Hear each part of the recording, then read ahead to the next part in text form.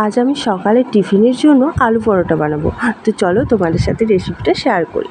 তো প্রথমে আমি কিছু আলু নিয়ে নিয়েছিলাম, সেগুলো আমি প্রেসার কুকারে করে 2টো সিটি দিয়ে সেদ্ধ করে নিয়েছি। তারপর একটু ঠান্ডা হওয়ার পর আমি ছাড়িয়ে নিচ্ছি আলুর খোসাগুলো ভালোভাবে।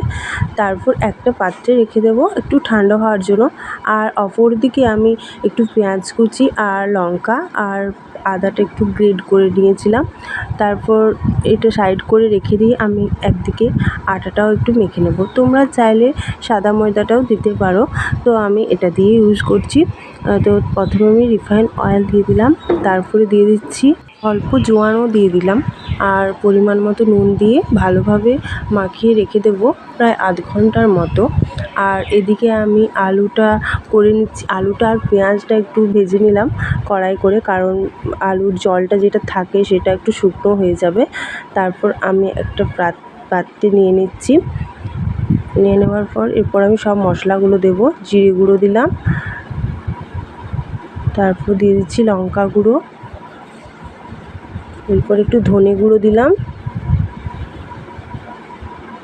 তারপরে একটু বিট নুন দিলাম, আর সাদা নুনও অল্প দিয়ে দেবো। তো এরপর গ্রেট করে রাখা আদাটা দিয়ে দিচ্ছি, আর ধনে পাতাগুলোও দিয়ে দিলাম, কাঁচা লঙ্কাটাও দিয়ে দেবো। তোমরাও চাইলে এইভাবে করে দেখতে পারো, খেতে খুবই টেস্টি হয়, আর আমিও সেই জন্য ট্রাই করলাম। তো তারপর অল্প একটু বাটার দিয়ে দেবো। বাটার দিলে পরোটাটা একটু ভালোভাবে ফুলে যায়। তো দেখো, তারপর আমি ভালোভাবে একটু মিক্সড করে নেব যাতে একটু গোটা গোটা আলু না থাকে।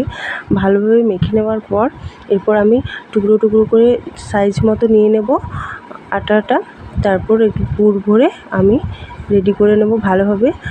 তারপর আর পুরো ভিডিওটা আমি তোমাদের সাথে শেয়ার করতে পারলাম না, কারণ বাচ্চাগুলো কাঁদছিল। তো এইভাবে করে বেলে নিয়ে ভেজে নিলেই কমপ্লিট হয়ে যাবে আলু পরোটা।